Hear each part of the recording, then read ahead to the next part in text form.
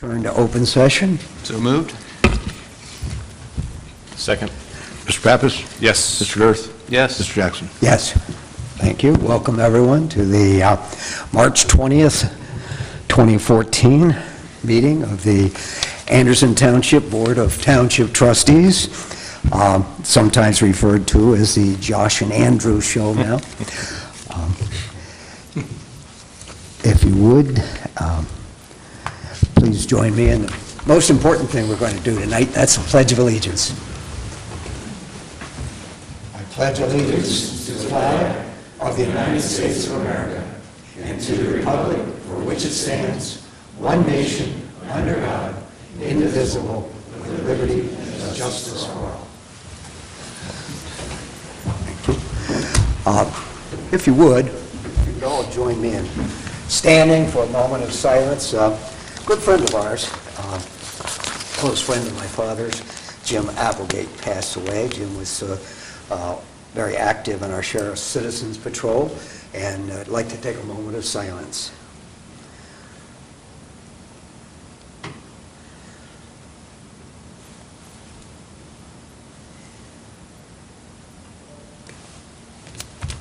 Thank you. Make a motion to adopt the agenda as presented or with modifications. Second. Mr. Pappas? Yes. Mr. Girth? Yes. Mr. Jackson? Yes. Thank you. Very good. Mark, we have a special presentation here. Somehow he got moved to the top of the agenda. I don't know how that happened. Well, after you put in 33 years, we can do that for you.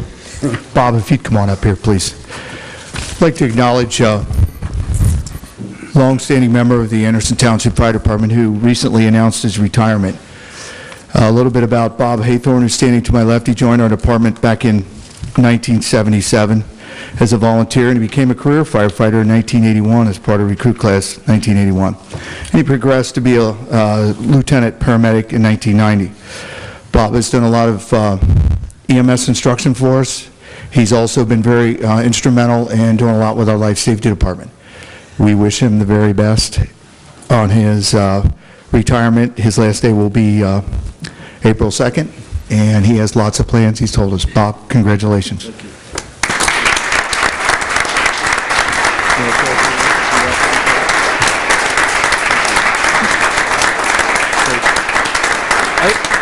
I just want to let everybody know it's been an honor and a privilege service in this community. As a lot of the younger guys said, it's time for you to get out so we can move up and go on.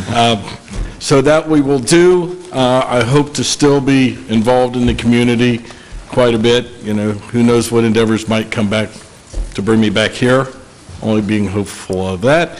And everybody on the department knows, and I believe most of the township knows, that if they need my services for anything, they can always give me a call, that I would be there in a heartbeat.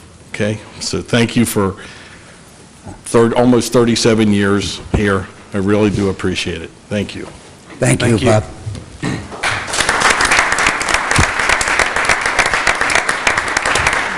And the question is, Bob, will we see you at the beer booth at Anderson Days? You can count on it. I've already been recruited. Yes, you can come and see me there. Which I've done from the very first day I've been here. So, almost 38 years. Thank you. Okay. We have two public hearings tonight. Pretty exciting. The first one, I'd like to open case 1-2014 Anderson 4302 Mount Carmel Road. Paul Drury will walk us through it. Thank you. The applicant is Jack and Loretta Gordon, who are the property owners.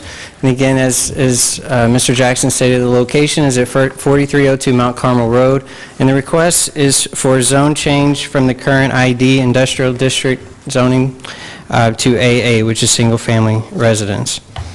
The site itself is 14.23 acres. There is no frontage on Mount Carmel Road, even though it is addressed off of Mount Carmel Road.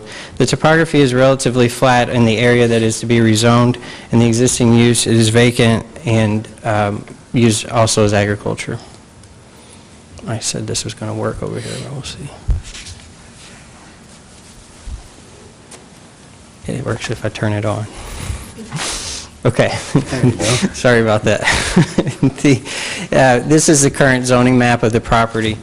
This is the Hamilton County and Claremont County border. So to the east is Claremont County. This is Anderson Township, Hamilton County. The purple area is zoned ID, which is industrial development, and the yellow area is zoned AA. The Gordon's home is right here on the slide, which is a little difficult to see, and this is a barn, and this is the remainder of their property. So a little bit of history on this site. When Anderson Township adopted zoning in 1987, it was Zone G, which is heavy industry, and that was through Hamilton County. The applicants purchased, well, in 1994, the Board of Township Trustees adopted ID zoning after the original Angkor land use study for this area. And then the applicants purchased the home in 1997, or the property, and after purchasing the property, in order to build a home, because single-family residences are not permitted in the ID zoning district, they requested a zone change and were approved for a zone change to build their home. And that's the smaller portion of the yellow there. That's single-family zoning. The applicants now are requesting to rezone the remainder of their property to be consistent with where their home is constructed. This is an aerial of the site, and again, this portion of their property is relatively flat, vacant, used for agricultural purposes. The property, as you extend to the east toward Claremont County, there's a steep rise in topography, and it gets very steep. And that was a big part of the discussion of the Angkor plan update, which we'll get to. You can see the surrounding uses. There are industrial uses along Mount Carmel Road on both sides of Mount Carmel Road. To the east, though, there is residential in Claremont County. This is the future land use designation of the Angkor area plan that was recently adopted late 2013. Again, you can see the area highlighted. This is the property in question. This is the existing home. This area was identified in the future land use plan for single-family cluster. The deeper orange is transitional residence. And then the purple is light industry. During the planning process to update the Angkor plan, this was an area of change from the 2011 comprehensive plan.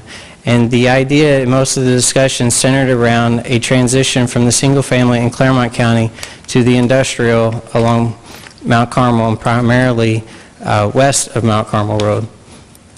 And that discussion centered around the topography doesn't lend itself to industrial development.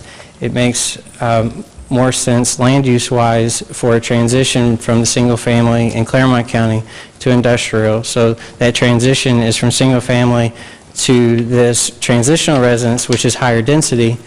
And again, to the south of this area, these areas are single family homes, but they're historic homes and they're more estate-like properties. So the discussion was to maintain the character of those historic homes and the state rural characteristic of that property. And then in the future, this hatched area, which there are a lot of hatched areas in the Angkor plan, those are dependent on different changes in this area and what may happen.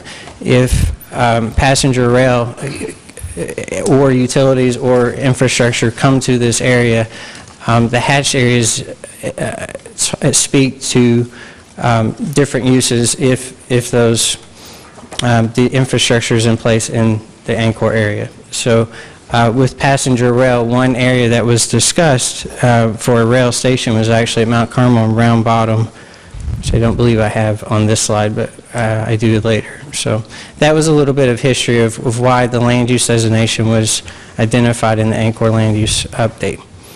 So site photos, they're a little difficult to make out, but just a reminder of the winter that we had. So you can see the general nature of the area. Agency reports, most everyone was in support of the application or had no objections. So findings, we spoke a little bit about the Angkor plan, but the comprehensive plan, these were the areas that staff felt it was consistent with the comprehensive plan. In the Angkor plan, again, we do have a slide here. While the proposed zone change is not consistent with the transitional residence designation of the future land use map. Regional Planning and the Zoning Commission agreed that it was a step in the right direction from industrial to residential. Once the utilities are in place or once infrastructure is in place, it may make more sense at that time to encourage a zoning that would support higher density housing, but the utilities are not in place at this time to support a transitional residence. So, the areas that I spoke to earlier, as far as a passenger rail station, could be at Mount Carmel Round Bottom, it could be at Broadwell in the railroad tracks. And again, there were a lot of question marks as we went through the update of the Angkor land use plan. So the recommendation from the Anderson Township Zoning Commission was consistent with the Regional Planning Commission, was for approval of the zone change from ID to AA based on the following reasons. So I'd be happy to answer any questions you may have. You refer to transitional when you go back to the Angkor plan. Did they specifically carve that out, or was that done just for our purposes here? Which, The 4302 Mount Carmel Road. this is the approved land use map. We drew the white line around the property in You did question, at this time? just so that you can see where the property lies in the land use plan, yes. My question, Paul, was simply whether or not the Angkor committee actually dealt with this specifically or as part of that larger. Well, Mr. Gordon was on the steering team, and this was brought up to the steering team. So yes, the Angkor committee was aware of this, yes. Good. And for the audience, let's talk again, because these are verbal descriptions as opposed to letter descriptions. Transitional residence could be... Transitional residence there's a definition in the plan. Transitional residence means higher density housing or alternative housing that's a step above a single-family home. So that could mean a multitude of ideas. It could be, higher density housing, still in the single-family category. It could be attached single-family. It could be apartments. It could be condos. It could be any range. But transitional residence was meant to be a step above a single-family use, but it transitions into the industrial use into the Angkor area. So, on top of the hill in Claremont County, you have single-family homes on relatively larger lots. And then the idea is coming down the hill into the flat area closer to the roadway, because there is quite the distance between Mount Carmel Road and this property. It was more conducive for industrial development closer to the roadway, not necessarily as far back as this. So that's why the steering team suggested, and it was approved, that this area be maintained as residence. And I can read the definition if you want. That's okay. Okay. No, I was just trying to be sure that everyone... And again, these are, understood right. the use of the term, because the application is to change it to AA residence. And the difference there is that the letter classifications are zoning classifications. These are meant to be future land use designations, so these are more general in nature. In the zoning resolution, the letters are very specific as to the lot size. This is more general in nature to give you an idea of, a style or a use that would be recommended for this area as a guide for the future. Excellent. I don't have any problem. No. No more questions from the board.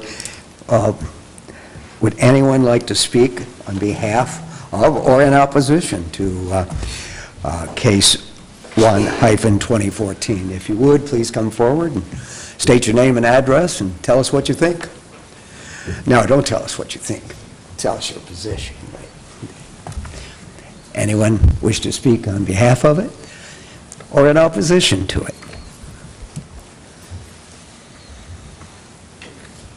Okay. I don't think so. I guess not. With that, then, thank you all, and we will close public hearing case 1-2014, 4302 Mount Carmel Road. Does the board wish to take action now or defer it? Say we take action. Go. Make a motion to approve case 1-2014 Anderson, 4302 Mount Carmel Road, and the approval of a zoning map amendment from ID to AA. Second. Any further discussion? Mr. Dietz? Pappas? Mr. Pappas? Yes. Mr. Girth? Yes. Mr. Jackson? Yes. Thank you. Okay, now I'll open case 2-2014 Anderson, 1167 8 Mile Road. Mr. Drury? This is a request for a substantial modification to an existing final development plan. The applicant is Ms. Cynthia Williams, who is the architect on behalf of Kim Weiss Grosser, who is a representative of the Black Skirt Unlimited LLC, who is the property owner. The location is at 1167 8 Mile Road. And again, the request is a substantial modification for a final development plan that was approved under case 2-2006. And this was for the construction, at the time, it was a conversion of a single-family property to a planned office district. The request before you is to, in addition onto that home, a 1,744 square foot addition, a driveway elimination, and then additional parking. The tract size, this particular piece is .581 acres. Let's go to the map. The blue area was the area that was rezoned OO in 2006. And at the time, again, we're talking of somewhat of a transitional zoning. This was identified for a transitional use back in 2005 on our comprehensive plan. But the idea at the time was for the conversion of this property to an office from a single-family home. And the property directly to the south, it was anticipated in the future it would also be converted to an office use, or the two properties would be combined in a new office building would be constructed. So that's not the case, obviously, and so the application before you tonight is for a substantial modification because the 1167 property owner wishes to add on to their property. The surrounding zoning to the north of the site in the yellow, that's a single-family zoning district. However, it is the entrance way into a shopping center. And then just north of that, the red area is all zoned retail, and these uses are on Beachmont Avenue. This is 8 Mile Road here in Beachmont Avenue. This is the original House of Pancakes, and then the shopping center directly to the west. The remainder properties are all single-family and used for single-family. This is the comprehensive plan, the future land use designation. For this particular property, it's transitional mixed use, and the proposed use is consistent with that definition. The other, categories through here are general mixed use, and then you have that.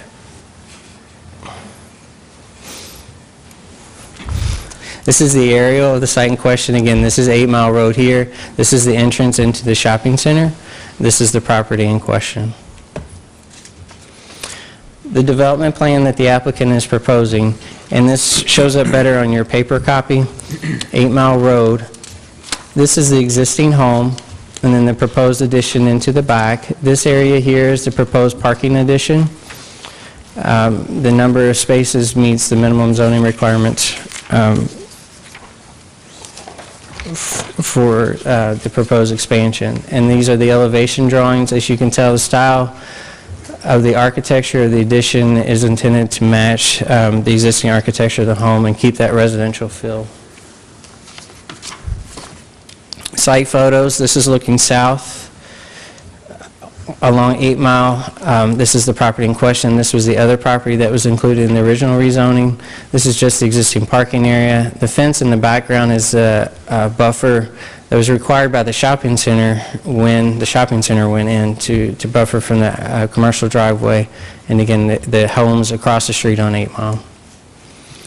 The agency reports, the county engineer at the time required a partial dedication of the right-of-way, and then, which and an additional 10-foot was to be dedicated if 8 Mile, if there were improvements made to 8 Mile, and that would continue with this application. In addition to that, there was a revocable agreement for their sign, which is currently in the right-of-way, and that revocable agreement would maintain with this application. And then you can see the other agency reports. The findings, the proposal is consistent with the zoning resolution except for the new parking area. Since it is adjacent to single-family zoning, even though the use is commercial, the setback requirement to residential zoning is 10 feet from that property line, and the applicants are proposing a 0-foot setback. So as part of this application, there's also a variance required for that. The Anderson Trails plan, there is a sidewalk along 8 Mile, so this project is already compliant with the Trails plan. The Anderson plan, again, it is consistent with the Anderson plan as far as land use and the design guidelines as well. The style of the architecture is consistent with the neighborhood and the existing structure.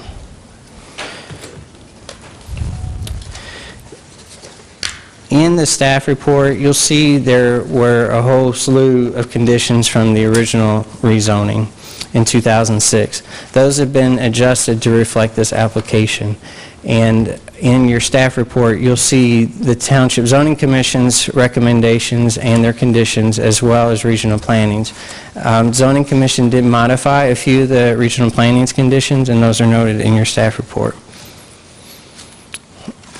And this is the recommendation from the Zoning Commission, which is approval with the following conditions. Again, there is a variance request for this as well, so any decision should also take action on that variance. So I'll be happy to answer any questions. Josh? Andrew? You've talked to the neighbors and everything. Have they had any input around there? No, we actually did not have much. In the two previous public hearings, I don't believe anyone was actually there. That's fine. That's all. That's all I would be questioning. I'm fine. No? With that, I would ask for any public input. Anyone wishes to speak on behalf of this the zone change or in opposition to this zone change, please come forward, state your name and address.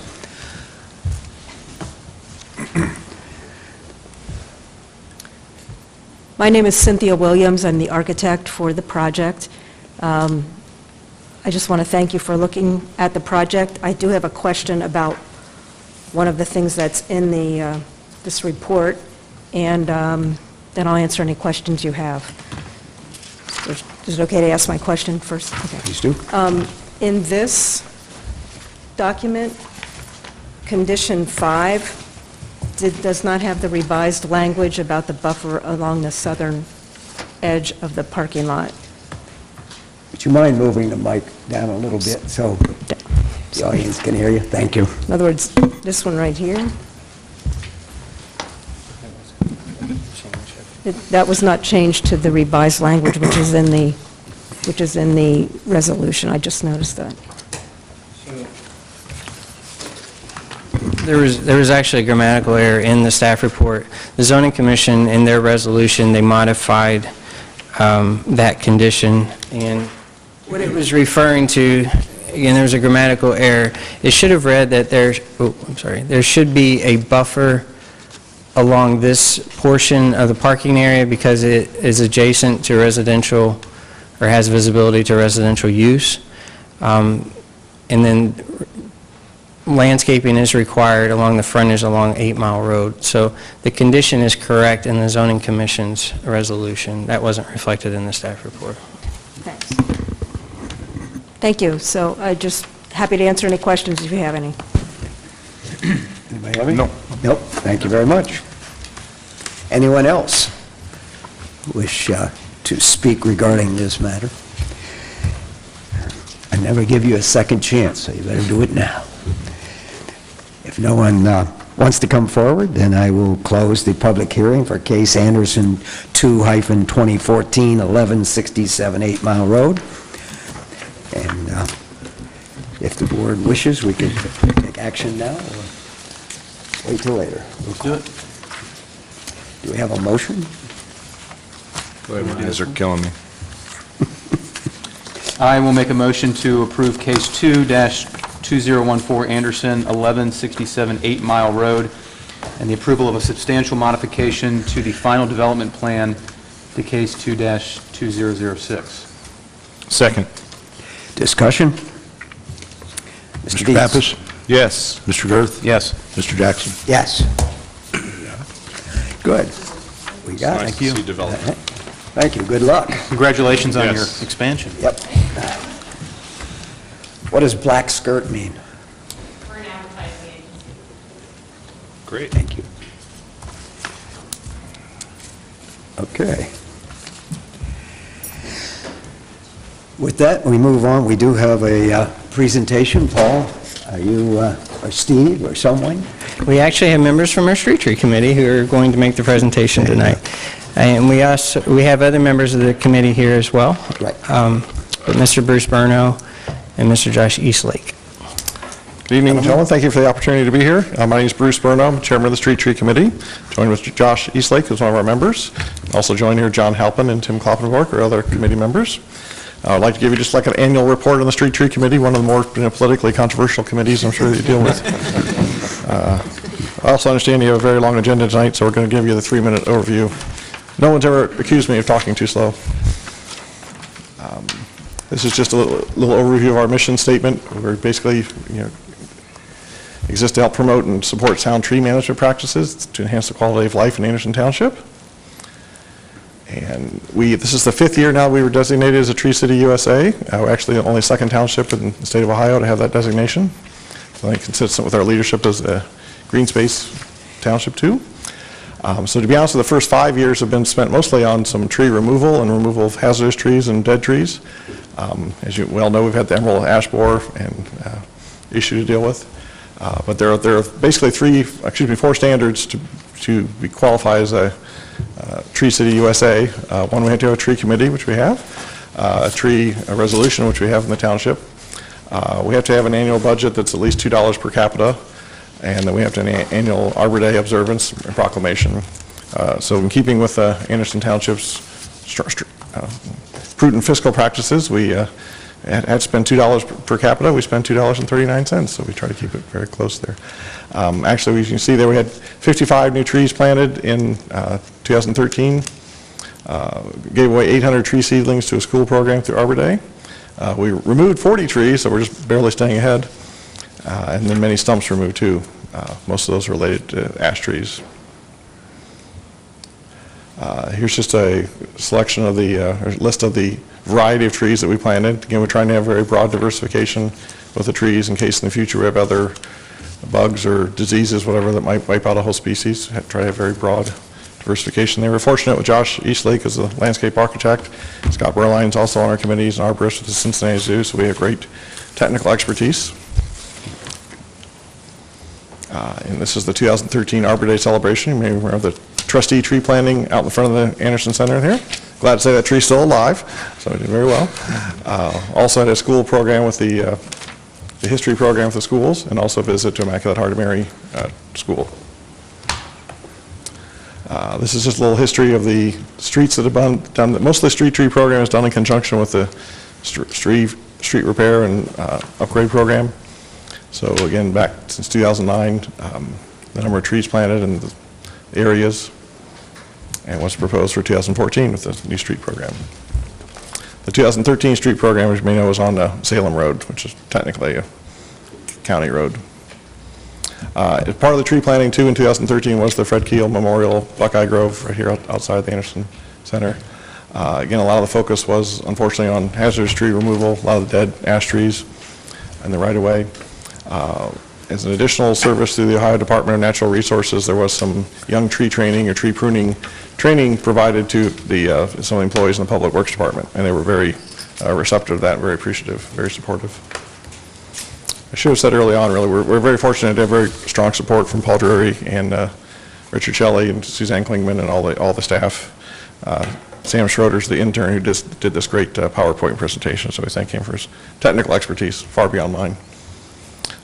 Josh will talk a little bit about the inventory update we did.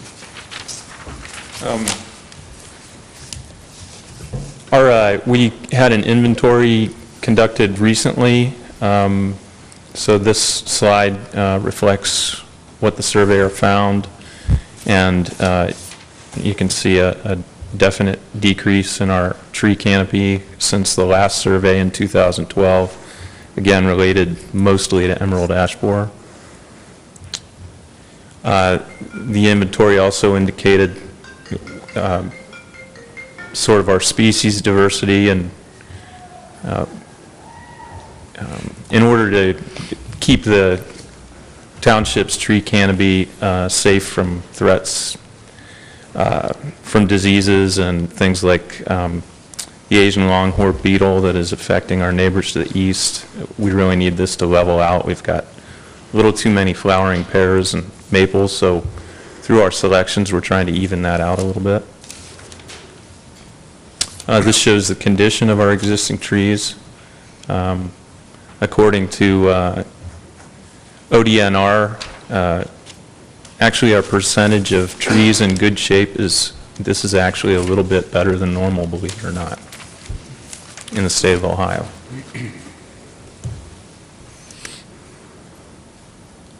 Again, our Arbor Day plans this year include another seedling giveaway to the elementary school kids, another tree planting by the trustees. We're going to keep you hard at work. We're promoting the Taking Root campaign, which is planting, how many? 2 million trees by 2020? 2 million trees by 2020. One for every resident in the tri-state area, I think is the goal. Yeah. We're developing a tree maintenance plan to take care of our existing trees in the township in the right-of-ways, concentrating on the youngest trees that we recently planted. We've again got our annual tree selection associated with sidewalk and right-of-way repairs. We've come up with a tree recommendation list and not recommended tree species list for the township. And several of our members, including Mr. Burno and Mr. Drury, have pretty recently graduated from the Tree Commission Academy. I myself graduated this past month, and Tim Koppenberg is going into his junior year.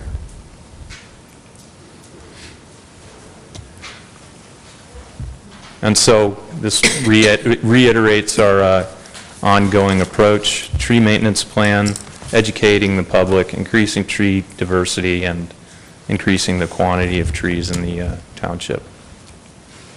And this is our committee and staff members that support us. Closing, I want to thank Josh for being our trustee representative, active in our meetings, and we look forward to keeping him busy and actively working all the time. Thanks so much. Any questions? No, keep Mr. Girth busy planting trees. Appreciate it. I only have one question. Yes. I saw that young tree training. What do you train those young trees to do? It's really pruning. It's really pruning. It's pruning. It's training their shape or form for the future, so the branches will grow in a uniform manner and reduces the risk of storm damage and so forth later. Thank you. We train them to walk and run and sit and beg and everything else. Thank you, gentlemen. Great job. We really appreciate your effort. I don't know how many other street tree committees there are in townships in this state, but I would definitely put our roster up against anyone else's in terms of knowledge and, That's right. and stature. So, yeah, you guys are doing a great job. Thank you. Thank you. Another great example of our community volunteer committees. Yes. Thank you all. Thank you.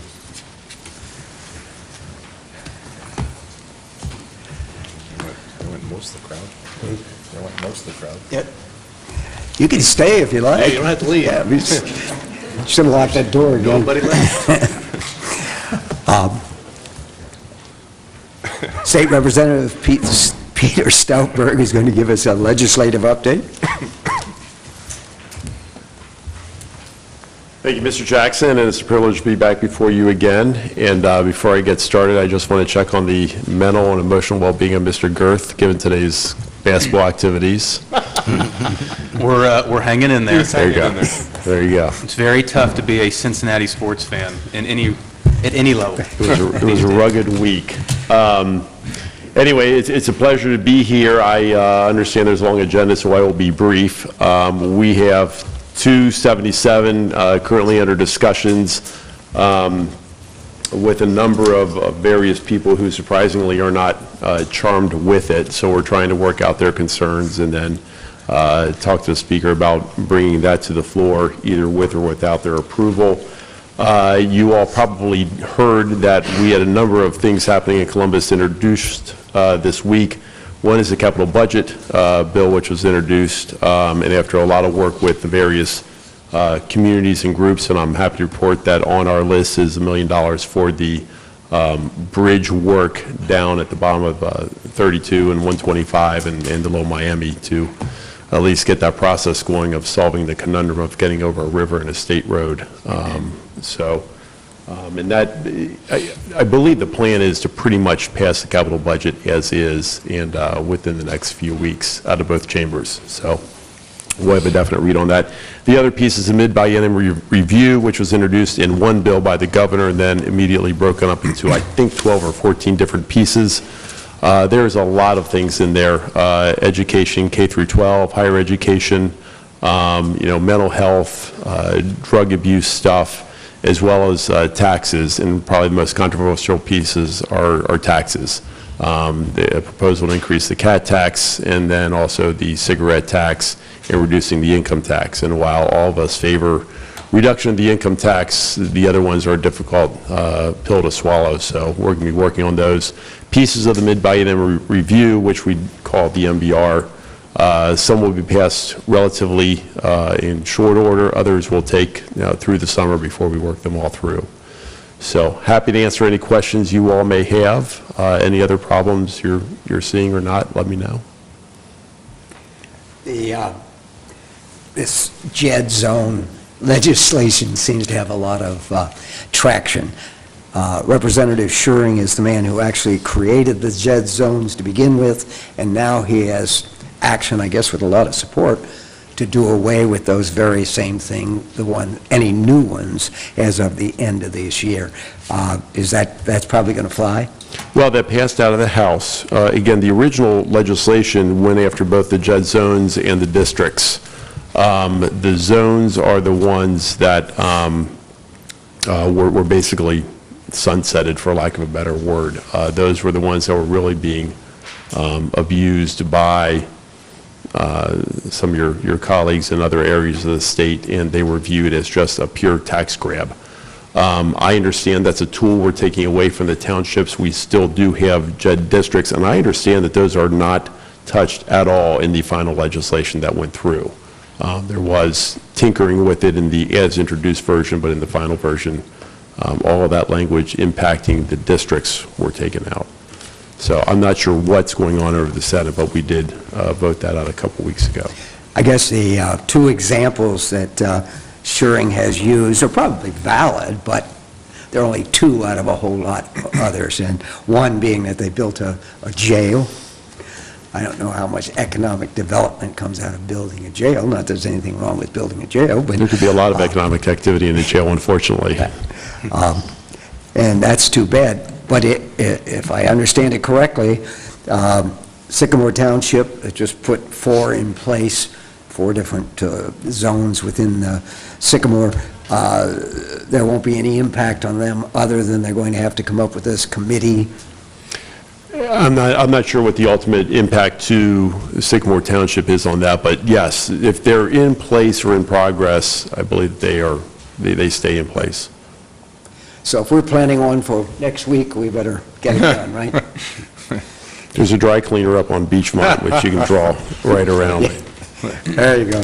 Let me ask you a question, Pete. Is there any talk up there about maybe getting, now that seems to be a surplus, is there any talk about reinstating some money back to the local government fund? There is, I apologize, I cut you off. There is, and that is something that a number of us would like to push for. I am not sure how much, I'm not sure how receptive that push will be, but we are doing much better as a state. Our rainy day fund is replenished. I believe it's something we definitely need to look at is helping out.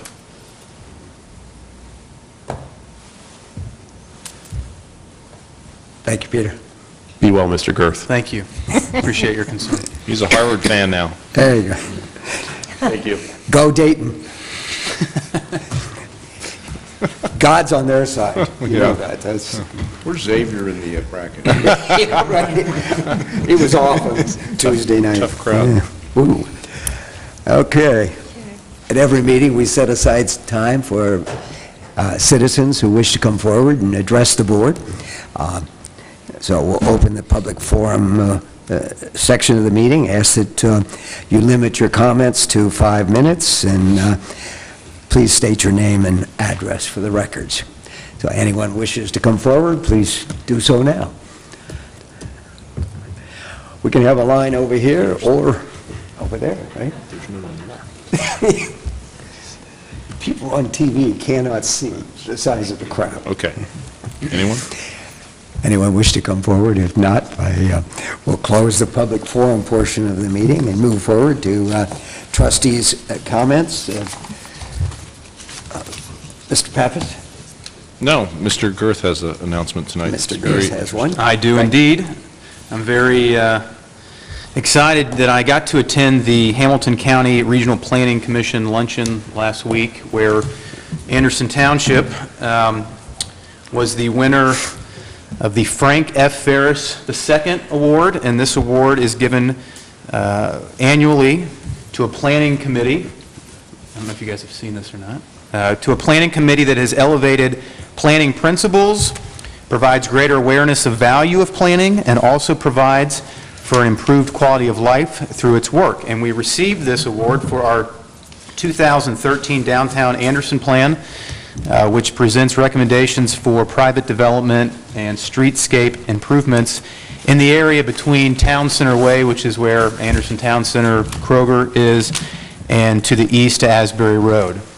It's created to facilitate a new style development and bring a greater neighborhood feel to a key crossroad and section of lovely Beachmont Avenue. So it was nice to be there, and it shows, again, back to our citizens, committees, and where we have a lot of great expertise and volunteers. That particular committee is headed by Paul Kitzmiller, and also Greg Fusero, Fred Hasey, Jim Tippman, and former member Lou Batch also participated in this design. KZF was I believe, the architect on this project, and of course Steve, his work as well. It was a very nice recognition, so congratulations. Thank you. Great. Thanks to all the committee members, and particularly the subcommittee members that initiated this. By the way, I just very simply understand that the basis for creating this was the fact that these people were realists and knew that you couldn't come up with a plan that would cover the entire township or even all of Beachmont. So the whole idea was to do this one section, move forward, and that would attract people who would want to move to the next step and the next step. So very solid thinking, and once again, thank them very much. Fiscal Officer, Mr. Ken Dietz. Thank you. You want to give us a score update first? I can. Thanks. We have no appropriation changes, probably because we're adopting our permanent budget tonight, and we've included anything that might have triggered a change. So no appropriation changes. The latest financial reports are available, the fund balance report, the appropriation report and the revenue reports. So they're as of, I think they're as of January as of right now. Next month we will have as of the end of March. The major, I guess, adoption tonight would be of our permanent budget. It seems like we're always adopting some kind of budget almost at every meeting, but as soon as we get finished adopting the permanent budget, we'll start working on our temporary budget, which is due sometime in July. And I would just like to thank the administration, department heads, my assistant, Debbie Hucker.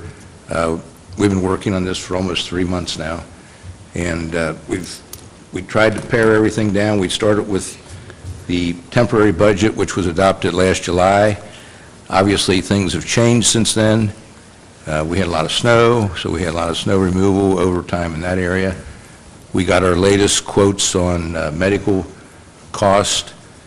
As some of us remember, last year we had to ask for an appropriation increase because we received more TIF dollars from the county that were distributed to the school district, and we increased our budget for the first time in a couple years because of that. And working with that number from last year, we are going to, the majority of the increase from the temporary budget to the permanent budget is a pass-through of over $500,000, which will go to the school district, which is good news for them.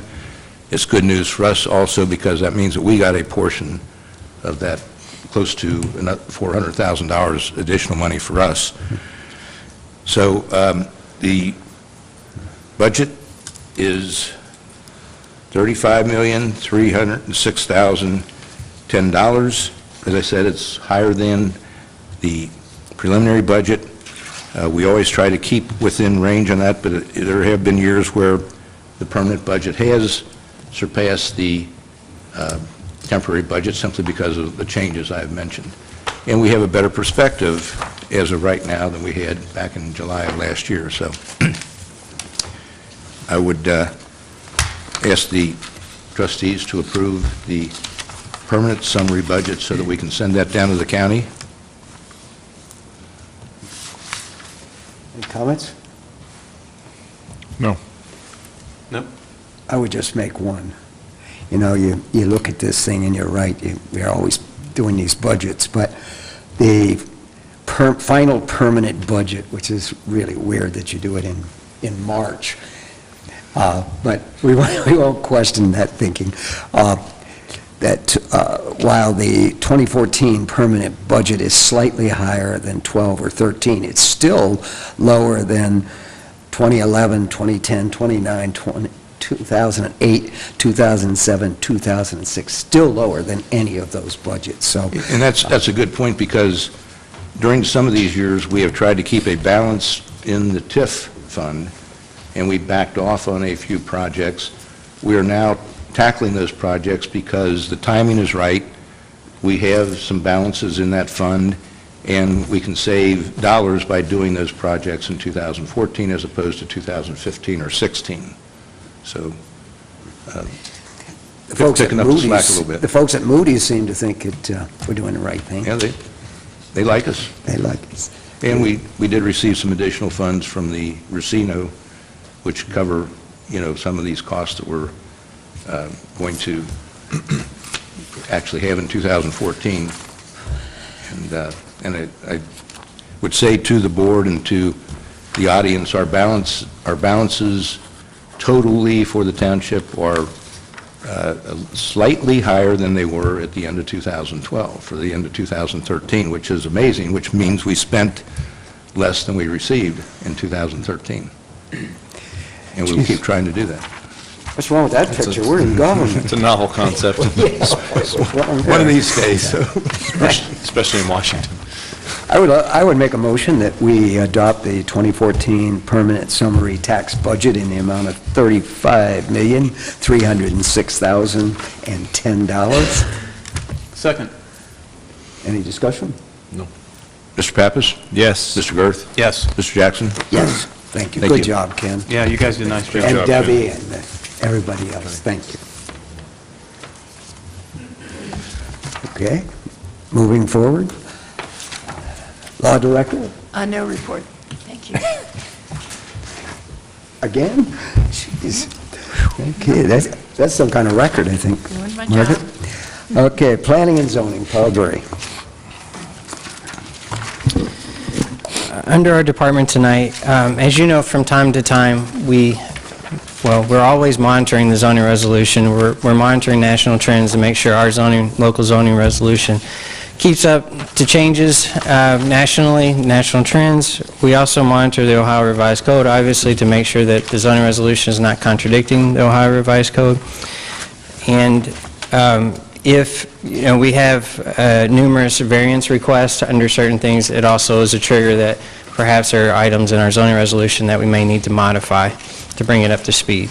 And as you know, we're working with a document that dates to 1948. So there's obviously, Probably remember that, right? So I was young and innocent. We are following Hamilton County Regional Planning Commission because late last year, they did add some text amendments to theirs as well. So we did review theirs to see what in hours needed to be changed. And we have before you tonight proposed changes, and we have a resolution before you requesting just the initiation of those changes. A couple of the highlights, one again is to change the definition of agriculture to be consistent with the changes of the Ohio Revised Code, which is not significant, but again, the zoning resolution shouldn't contradict the Ohio Revised Code. Another area of interest may be the setbacks in our planned zoning districts. Currently, our planned zoning districts require greater setback than the single-letter zoning districts, and that is contradicting our recently adopted plans. Our recently adopted plans are calling for structures in certain areas to come closer to Beachmont Avenue or in these areas versus farther away. So we're recommending that all of the zoning districts are consistent with their setbacks. The office is consistent with the planned office. The retail is consistent with the planned retail. And again, we would look to those adopted plans in certain areas for guidance when these items go to the Zoning Commission. Again, the process is for the process to be initiated first, and that's what we're requesting tonight. That would set the stage for the Regional Planning Commission to hold a hearing on May 1st. Zoning Commission after that, and possibly if all the meetings stay in a line, it would be back to the trustees on June the 19th for consideration. So, do you have any questions regarding? No, Paul, I would say that I thank Steve and yourself. We went for many years seeing things that need to be tweaked within the zoning resolutions, and I really appreciate the fact that each year you review some of these tweakings and we actually take action to modify them, make them consistent with changes in the state law. So I thank you both very much for following up on that on a regular basis rather than waiting 15 years and try to play catch up. So thank you. Do we have a motion? You want to take this one, big guy? Sure. I'd like to introduce a motion to adopt resolution number 140320, initiating miscellaneous text amendments to the Anderson Township zoning resolution. Second. Any discussion? Mr. Pappas? Yes. Mr. Girth? Yes. Mr. Jackson? Yes. Thanks, Paul. It's printed really big. I could read that. You know you Probably.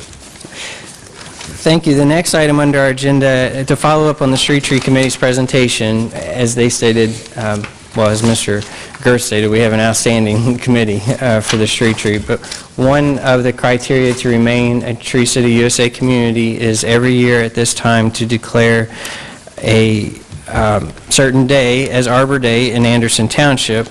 And this year, sticking with Arbor Day nationally and in Ohio, April 25th has been designated as Arbor Day. So there is a resolution before you to declare April the 25th as Arbor Day in Anderson Township.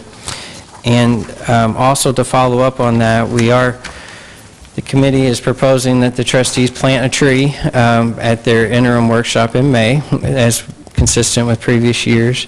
Members of the committee, and we extend the invitation to the trustees as well, will be going to the Regional Tree City USA Awards, which is an annual event. This year, happy to say that the township is receiving a Growth Award, and that's for our expanded education. Not only the committee members that have participated in Tree Commission Academy, but also continued education of our public works for pruning techniques, and then also our articles that are in the Anderson Insights, the Forest Hills Journal, and then we also have been on Anderson Community Television for tree articles. So with that, there's a resolution before you. Do we have a motion? I will make a motion declaring April 25th, 2014 as Arbor Day in Anderson Township. Second. Any discussion? Mr. Pappas? Yes. Mr. Girth? Yes. Mr. Jackson? Yes. Thank you. Now, why are we planting the tree on May 1st and Arbor Day's April 25th? I didn't catch that one. Just because you're here. We thought it would be easiest since everyone was That's a good here. reason. Thank you ever so much. Yeah, that's the only reason why. Paul, you. thanks for all your work. Thank you. You too, Richard. We have, thank you. We have a special guest this evening, Sergeant Brian Severn. This Matt Guy is away, and Sergeant is a new night shift officer at District 5. Good evening, gentlemen, ladies. Yes, as I understand it, the Sheriff's Office has 2 items on the docket for today. Number 1 would be the liquor license request from PNK Ohio LLC on behalf of River Downs. I guess it would be a renaming of the liquor license for them, and the Sheriff's Office is not opposed to that at all. I would move that we not object to liquor license request for PNK Ohio LLC, DBA River Downs Racetrack, located at 6301 Kellogg Avenue. Second. Mr. Pappas? Yes. Mr. Girth? Discussion. I was waiting for Jackson. discussion, Right. but it's okay. Wonder why they call it DBA River Downs when it's now Belterra, Well, that's maybe, because the license is in the other name? Yes. Sorry. The other thing on the agenda, I believe, is the resolution requesting the purchase of 3 additional sheriff's vehicles on behalf of the township. I believe that's 14-0320. I will make a motion authorizing the purchase of 1 fully equipped 2014 Dodge Charger and 2 fully equipped 2014 Ford Explorer police vehicles pursuant to Section 505-101 of the Ohio Revised Code. Second.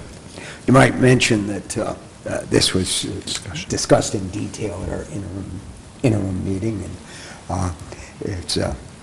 we have moved these things forward several times, and now we actually have to buy them, so good. Mr. Pappas? yes. Mr. Girth? Yes. Mr. Jackson? Yes.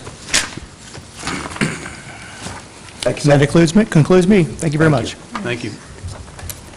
Public Works Department, Richard Shelley. Thank you and good evening. I apologize for 4 items on the agenda, but as the board is aware, we are the only department that works. So if you would look at item A, authorization to... Wait. Hold on. It's in our name, Public I think Works. you ought to apologize to these. Yeah, well, I just going by what's in our name, that's all. We are the only department. Thank you, Mr. Jackson. We'll take care of it tomorrow. Sure you will. Big mistake. I was trying to just get right into it.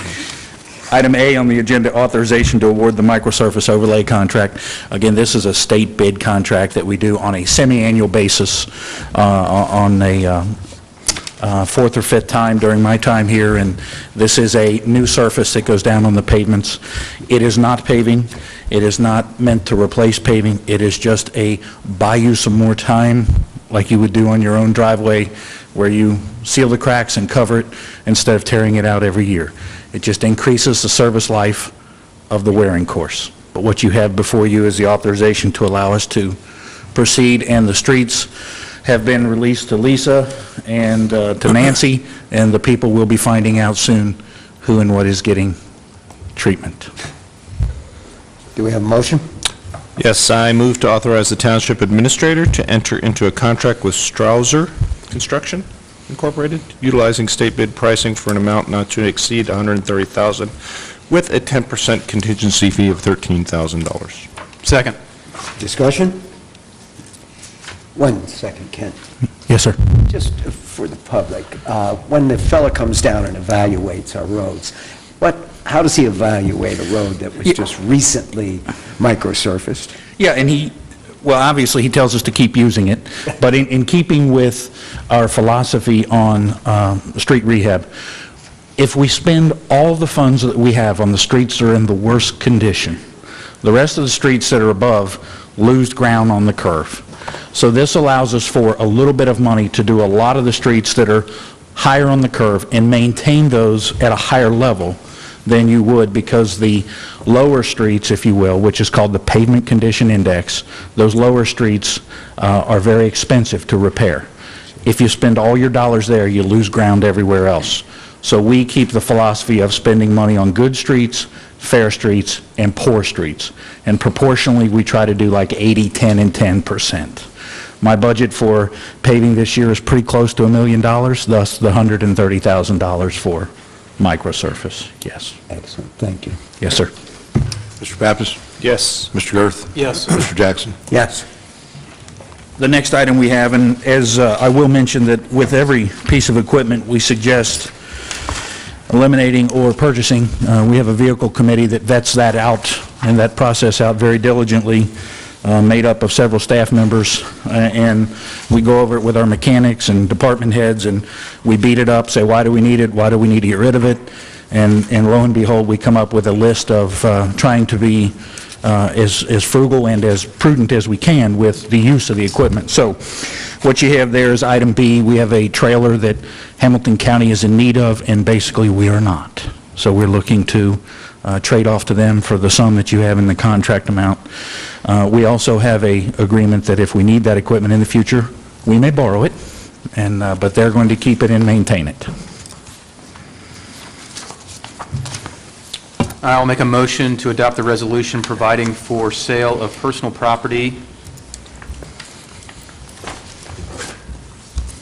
You want to read that? Eager Beaver 20-ton Eager Beaver 20-ton drag trailer? Yes, Do the we have Eager a Beaver second? 20-ton drag trailer. Second. Margaret, why is it referred to as personal property? As opposed to real property or a fixture? Okay.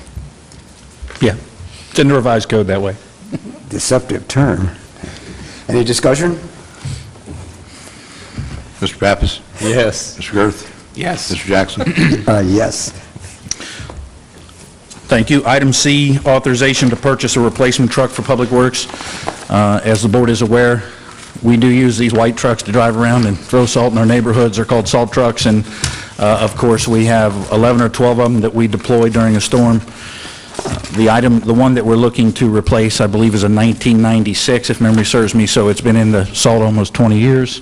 Does not have a lot of mileage on it, but the salt conditions on the framework and on the undercarriage of the truck require that it's time to be replaced. So what you have before you is the authorization to replace one. So I'll come back later in the year when we get a new one, and we'll take one out of service. Do we have a motion? Yes, I move to authorize the Director of Public Works to proceed with the purchase of one new, fully equipped dump truck on the state bid. The purchase price of the truck is not to exceed $180,000 and will be paid for out of TIF funding. Second. Discussion? It's amazing that it lasted that long. That's Yes. a long time. And the last item I have is the authorization Wait, to... we gotta vote on Oh, it. I'm sorry, I thought you Mr. said... Pappas? Yeah, we probably ought to Yes. vote. Go ahead, Better Ken. way. Mr. Pappas? Yes. Mr. Girth? Ready Yes. to go. Mr. Jackson? Yes. Okay.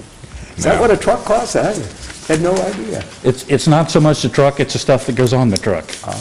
It's the bed and the grease system and lubrication Sure. and chains, and it starts to add up the plow Bells and assembly. whistles is what Mark calls it, right? Bells and whistles, Bells and that's right. whistles. That's right. The pretty checks are coming next. We are the only department that works. In item D, you have the authorization to award the Heritage Center. This, of course, is a CBDG grant. that was awarded last year, and we've gone through the vetting process. We went through out for bid and received bids. The bids came in under the grant amount, so which would mean unless there's a lot of add-on items, the entire project would be paid for out of that grant. And it is budget neutral because it's not even pass-through dollars. They will make the payments to the contractor directly. So that's why it took us a little extra time to get all that approved through Hamilton County and get all their people to look through our contract and make sure that we were on the right track.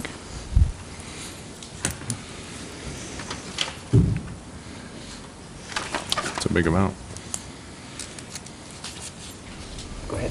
Well, a motion to move that this board hereby accepts the bid of $72,415 from John, my eyes are killing me tonight, from John P. Tumlin and Sons Limited, deemed to be the most responsive and responsible bidder for the Heritage Center exterior and interior renovation project in accordance with the bid plans and specifications, together with a 10% contingency using Hamilton County Community Development Block Grant funding. Further, this board hereby authorizes and directs the Township Administrator to give timely notice of award to the contractor and, after consultation with the Law Director, to enter into a contract with John P. Tumlin and Sons Limited in accordance with their bid for the Heritage Center exterior and interior renovation project.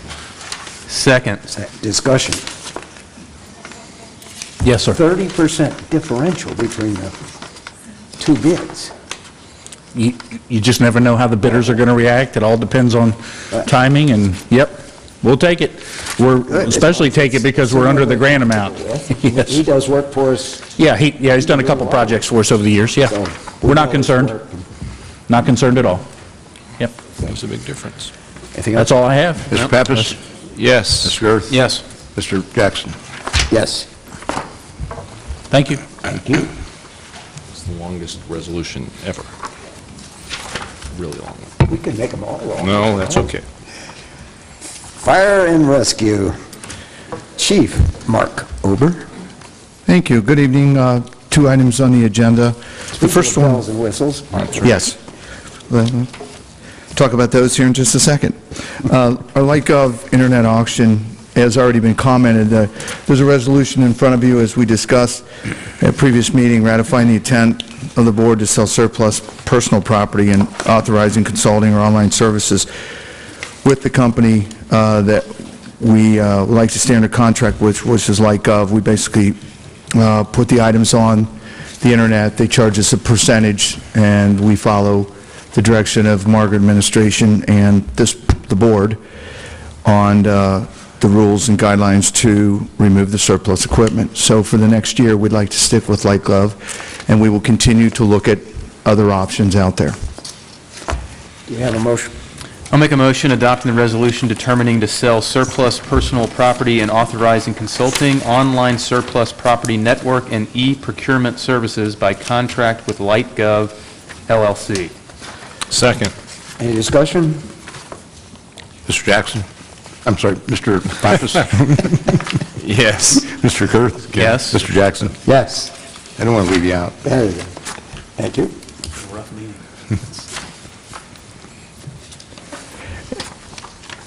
Okay, thank you.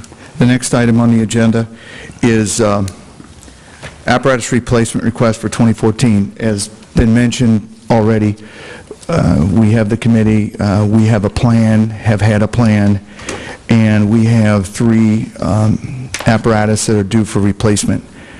And as we discussed in an earlier meeting, the Fire and Rescue Department has the ability to buy these vehicles either on state bid, which saves the township money and advertising, and/or through the Government Services Administration.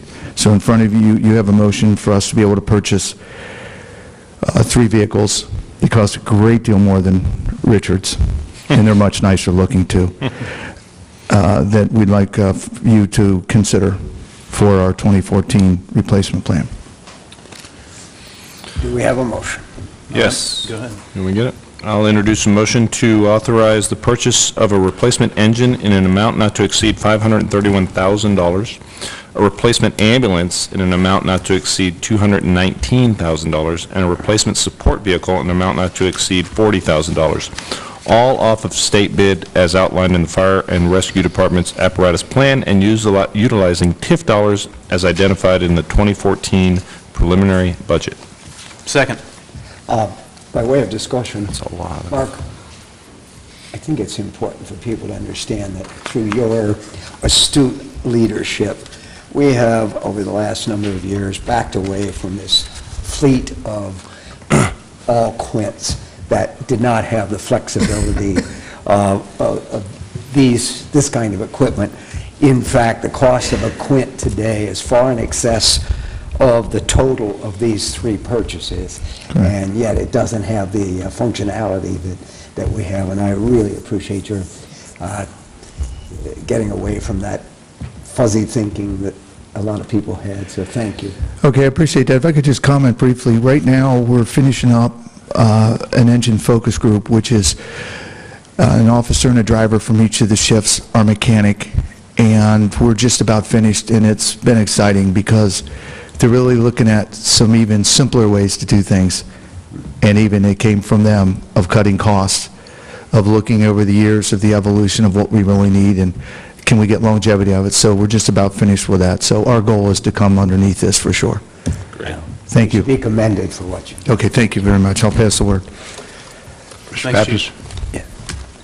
Yes. Mr. Girth? Yes. Mr. Jackson? Yes. Thank you. Thank you.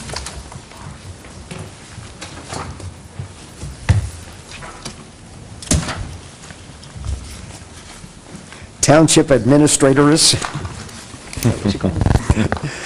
Ms. Parker and has... Assistant Steve Severs and Suzanne Parker. Not necessarily in that order, sorry. Thank you. As the board is aware, every year, the township encourages its staff members to pursue some sort of professional development. It can take the form of a class on a new computer program. It can be an update seminar through the state of Ohio on a new payroll system or new labor laws. It can also take the form of an annual conference for whatever professional credentialing society or service that a staff member belongs to. And as such, you each have a copy of a spreadsheet that shows our request for the coming 12 months. This would start on April 1st. And it outlines the various professional development pursuits that each of the departments would like to pursue. I'd be happy to entertain any questions you might have.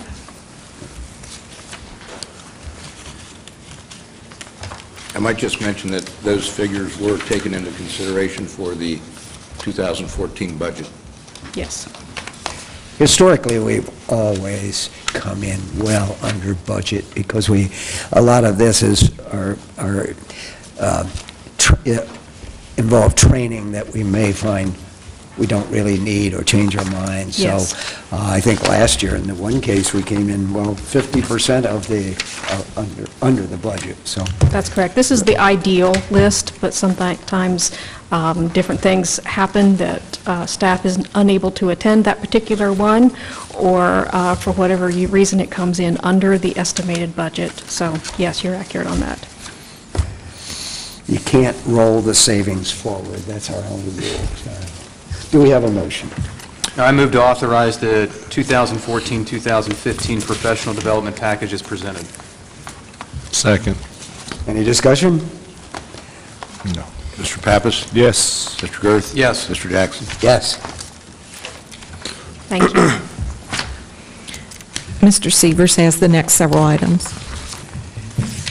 Good evening. As Mr. Girth mentioned earlier, we were very fortunate to receive the Downtown Anderson Award from the Regional Planning Commission, and the consultant for that project was KZF Design. KZF has been assisting the township for the better part of 2 decades. We have an annual contract that we work with them on, and we'd like to renew that for this year. There are a list of several projects in which they're currently engaged with staff on, and there are a lot of activities on Beachmont Avenue. So, if it pleases the board, we request authorization to enter into contract with KZF. We have a motion. Yes, I'd like to introduce a motion to move to authorize the township administrator to enter into a contract with KZF Design Incorporated for Beachmont Corridor Engineering Services, including coordination with ODOT's Access Management Project, working with redevelopment projects and implementation of the Downtown Anderson Plans elements in an amount not to exceed $15,000. Second. Discussion? Mr. Pappas? Yes. Mr. Gerth? Yes. Mr. Jackson? Yes. Thank you. Next item we have relates to the American with Disabilities Act from 1992. You may say, well, it's 22 years later, why are we working with this? We are because we're in the process of updating and ensuring our compliance with the items outlined in that act. And one of those dealt with public right-of-way plans. And in particular, State Department of Transportations are becoming more and more in tune with ensuring these are in place. The township, while we've had a policy and while we've been very aggressive at replacing and updating our infrastructure, haven't officially had a plan, so to speak. So this has been developed utilizing some guidance from various departments of transportation.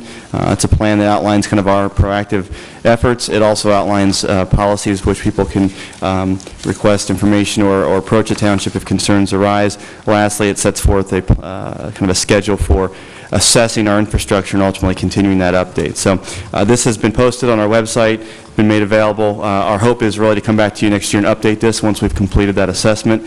But at this point, we'd like to have the plan in place that really would guide our next steps. If there are questions, I'm happy to answer those. I think Mr. Shelley would certainly as well if there's questions for us. So, Steve, we have absolutely no idea what the economic impact of this plan will ultimately come to, since it's another unfunded mandate. Right now, we're simply saying, hey, we've got to comply. We will try to comply.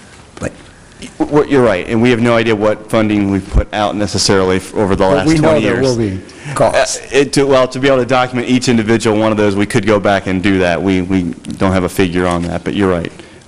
But bringing it up into compliance, it certainly is in concert, if not with ADA, with our desire for accessibility, whether it's for wheelchairs, bicycles, whatever it may be. So it's in tune with, I think, the direction that we want to head. And the guidelines are that we have this plan in place and we continue to retrofit as we do our improvement projects, which we have been very in tune with. And I commend Mr. Shelley and his staff that even when other communities maybe were in the gray area, we were taking advantage and doing those necessary replacements. So it basically says we've done it, we're going to continue to do it, and we'll continue to assess where we need to make those improvements.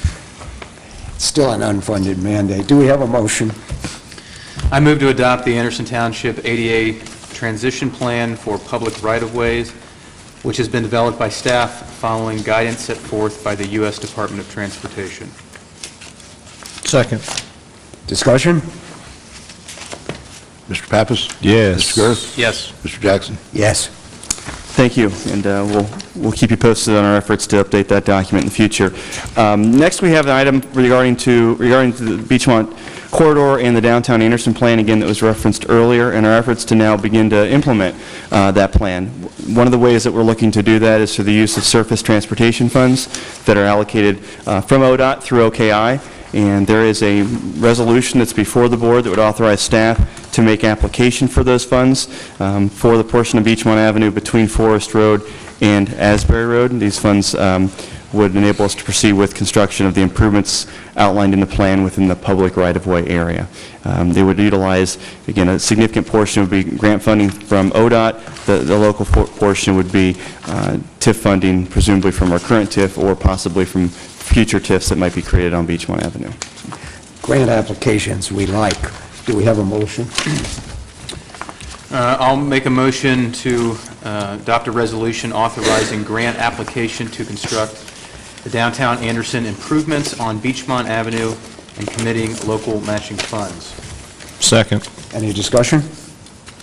Mr. Pappas? Yes. Mr. Gerth? Yes. Mr. Jackson? Yes. Thank you. Those are due next Friday, and we should know by early part of May where we stand with that project. So, next item we have relates to the Boatsmith property, a property the township acquired in late February. We are anxious to begin turning that property around and putting it into a more viable use than it's been for the last several years. To do that, we have two requested actions from the board. One is to proceed with cleanup activities on the site. We're going to do everything possible, and staff's already been working down on site, but to try to utilize best management practices to dispose of those materials, recycle those materials, and actually recoup some revenue. but unfortunately, there's a lot of just flat-out debris down there that's going to require disposition and cost associated with that. So we have a motion before the board to proceed with utilizing township funds, some of those funds that were allocated and addressed by Mr. Dietz earlier with regards to the budget for this year. And also, the second motion relates to proceeding with some planning activities for the site. We've contemplated boat launch and other public uses, but to do that, we need to employ some engineering and professional services to do that, particularly if we ultimately move forward with a grant application next spring, which is our hope. So, again, there are two separate motions before you. I'll be happy to answer any questions, as would, I'm sure, Mr. Shelley, regarding especially the first motion. Do we have a motion, the first one? Yes, I move to authorize the township administrator to expend up to $50,000, some of which would be recouped in recycling or sales proceeds, to discard and/or recycle items remaining on the recently acquired township property at 6835 Kellogg Road, which are not needed for public use, or are obsolete, or unfit for the use for which it was acquired, and have a value of less than $2,500, without public advertisement or notification per Ohio Revised Code 505-10. Second. Any discussion? No, I would like to say, if any of that stuff can be used in any upcoming parade in the 4th of July, that would really be kind of fun. Houseboats. We would love to, but as you, I think, probably know, Mr. Pappas, we are under strict orders from ODNR. I didn't say sell it. I said maybe we could use it. To dispose of that. So if it's possible to do that before we dispose of it, we'll certainly use best efforts. I'm not sure how much of that can actually be moved. A lot of those items, as you've probably seen, have been on that property for quite some time. But we'll keep that thought in mind. Excellent. Perhaps you could schedule a flood, Steve. That always helps. I don't think the folks at Belterra would appreciate that right now, but... How do you start a flood? Pray. There you go. P-A-R. Ask Noah. Mr. Pappas? Yes. Mr. Girth? Yes. Mr. Jackson? Yes. Okay, we have a second one. Yes. I have one question before you introduce the motion, if I may. Will the Park District be involved in any of this planning effort in case they might want to become a willing participant in this project? I think our intent is to make this process open to whomever would wish to participate. And certainly the Park District, we've actually already spoken with our two neighbors. We've actually already spoken with ODOT. I mean, they're a budding property owner on the other side as well. So certainly those folks and other entities that might come to the table. Actually had some folks that have just read the article that was in the Journal and have contacted me as well. And so I told them we'd do our best to keep them updated, involved. Good. So, We want to be very open-minded about absolutely. the planning process. Do we have a motion? Yes, I move to authorize the township administrator to seek proposals for professional planning and/or preliminary design services for the future use of recently acquired property at 6835 Kellogg Road, and for which the resulting plans may be used to seek grant assistance for the development of public access to and/or use of the Ohio River. Second. Any discussion? Mr. Pappas? Yes. Mr. Girth? Yes. Mr. Jackson? Yes. And the next item, I guess, is a third topic related to this, is whenever the township acquires property or other public agency or tax organization that's exempt from property taxes, the board has to essentially pass a resolution removing them from our existing TIF. This was the case most recently with some parcels that were acquired by IHM, but has been the case for township properties in the past as well. So there's a resolution before you that would remove those two parcels, otherwise known as the Boatsmith property, from the resolution 94-0628-04. That was our 1994 TIF resolution. So if there's any questions, happy to. Do we have a motion? I'll make a motion to adopt a resolution removing two parcels of real estate from the operation of resolution number 94-0628-04. Second. Any discussion? Mr. Pappas? Yes. Mr. Girth? Yes. Mr. Jackson? Yes. Thank you. Thank you, Steve. Yes, I have the last two items for the board's consideration this evening. Last year, the board entered into an agreement with the Hamilton County Sheriff's Office for supplemental police protection. This is on top of the current contract that we have that provides deputies and special officers throughout the township for normal responses. That contract expires at the end of June for the one additional officer. There is a resolution before you that would extend that contract for another year. We did have a report, status of their achievements, and I thought that was Yes. very impressive for the first year. Yes. We also have been receiving some funds recovered from the sale of the drugs. Yes. So that's also very positive. Yes. Do we have a motion? Yes. Introduce a motion to adopt the resolution authorizing execution of amendment to agreement for supplemental police protection services. Second. Any discussion? So, Mr. Pappas? Yes. Mr. Girth? Yes. Mr. Jackson? Yes. Thank you. The last item before the board is the annual consideration of a contribution to American Legion Post 318 to assist them with celebrating and honoring fallen veterans on Memorial Day. I believe, Mr. Jackson, you wanted to comment on this ceremony. If you have not been here on Memorial Day in the last few years to experience this event, you're really missing something, because it's quite solemn, but it's very positive, and anyone that has a veteran that they want the bell rung for, all they have to do is be there in advance to sign up, put the name on the list. But it is a very moving ceremony, so if you get a chance, you really ought to come. And the members of the Legion Post, before they come to Anderson Center for that ceremony, they travel to each of the cemeteries throughout the township to honor the fallen, and they're up at the crack of dawn, and they're going from cemetery to cemetery. They place flags on the graves of the veterans and play taps and have a brief ceremony at each cemetery, in addition to the Memorial Day bell ringing ceremony here at Anderson Center. And that will be held again on Memorial Day this year, which I believe is May 26th, beginning at 11:45 on the South Plaza, rain or shine. Do we have a motion?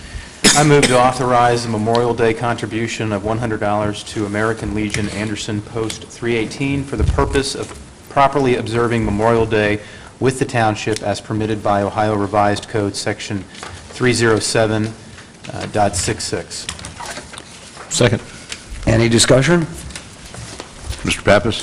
Yes. Mr. Girth? Yes. Mr. Jackson? Yes. Thank you.